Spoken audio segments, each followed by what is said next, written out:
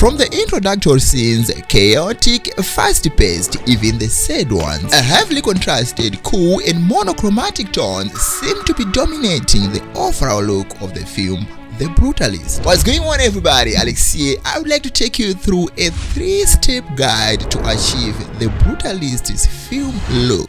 This video is sponsored by Filmora. For our very first step right here, we're going to go through the basic process of color correction, and of course, according to the theory of color grading, this step is going to include primary color grading.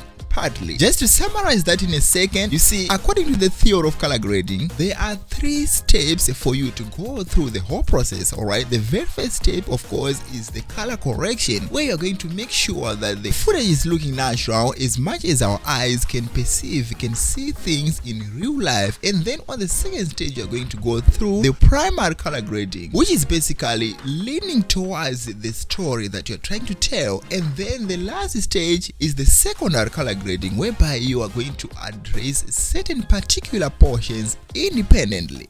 Alright, now having that concept understood, select a video right in the timeline, and here on the right side of your previous screen you are going to see the color tab here. Scroll down straight to the color option here, and then I'll reduce the temperature to something like -9 or 10.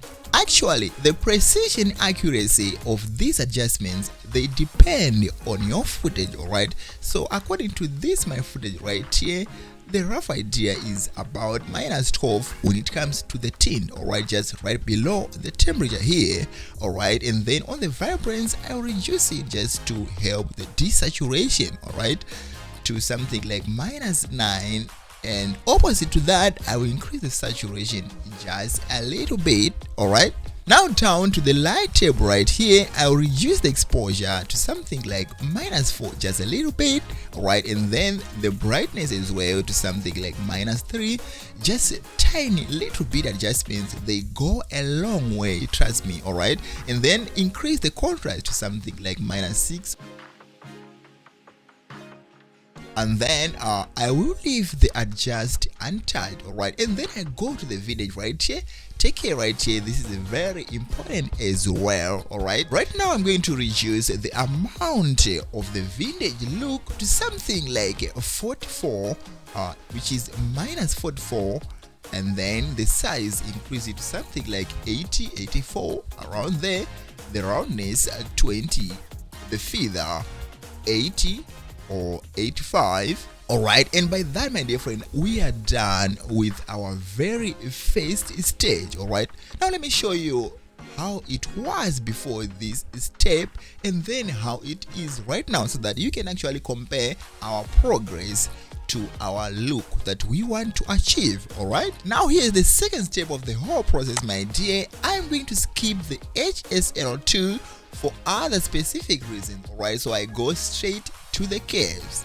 Now select the white curve right here for your first move. Alright, and then put a mark point on the very center of the graph. Alright, and then right here you're just going to make a slight adjustment, pulling it down once. Alright, and then just after that, my dear, go to the following one, which is the temperature one. Alright, so right here I think it's best as well if you just copy the way I am doing it right now, but I'm going to put the anchor point right here and then put the next one over right here just after the middle, and then reduce it a little bit to make up something like this. Alright, and then after that, go ahead to the green, which is the very important for this kind of a look, because remember, we want that green tint look to be balanced. Alright, right here I'm going to put the anchor point over right here, and then the down point here I'm going to raise it up like this, leaning to the green side. Alright, and that is going to give us this kind of a look.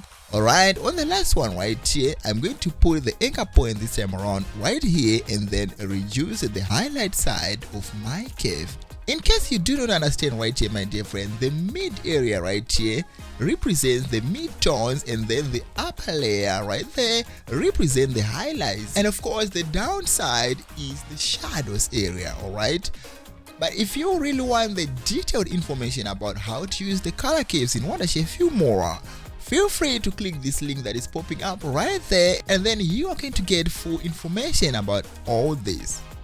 And now after that, my dear friend, again, I am not going to use the color wheels for other specific reasons. You see, in this case right here, the color wheels are going to affect the raw image, but we do not want that. Alright, we want the skin tones to remain natural and yet the background to look tinged and greenish, something like that. I think it's called a monochromatic tone. Alright, and now my dear friend, moving on to the very last stage to get the final look, the final thing. Already right now it's looking much more better and actually leaning to the brutalist kind of a look that we are trying to achieve right here.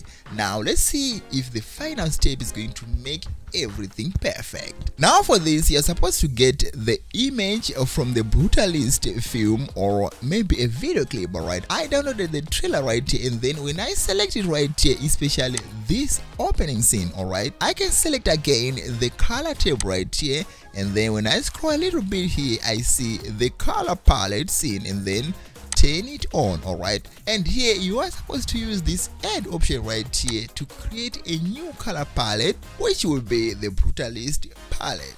Alright, and right here as you can see, I can just select generate option right here, and then after that I can select the save and apply. Alright, and once that is done, let's go back to our footage right here, and then when you select it, you go now to the basic again and then turn on the AI color palette. You are going to see our very recent color palette, which is the Brutalist look. When you select it right here, you can increase the intensity or the strength of the palette and it gives you something like this. But guess what? You don't have to be worried, because down here we have this option right here which is called the protect skin tone, and this is going to put the contrast between your skin tones and your background, even the environment, including the clouds. Alright, I will push it all the way to 100. Okay, and actually my dear friend, not forgetting our Filmora 13 users who do not have the color palette feature. For you guys, you can do the color match option is there for you as well, and it can actually do something almost similar to this option right here. Thank you so much my dear friend for watching this video to this very point. I appreciate that. If you have gotten some help, subscribe, and until I see you in the next episode, peace.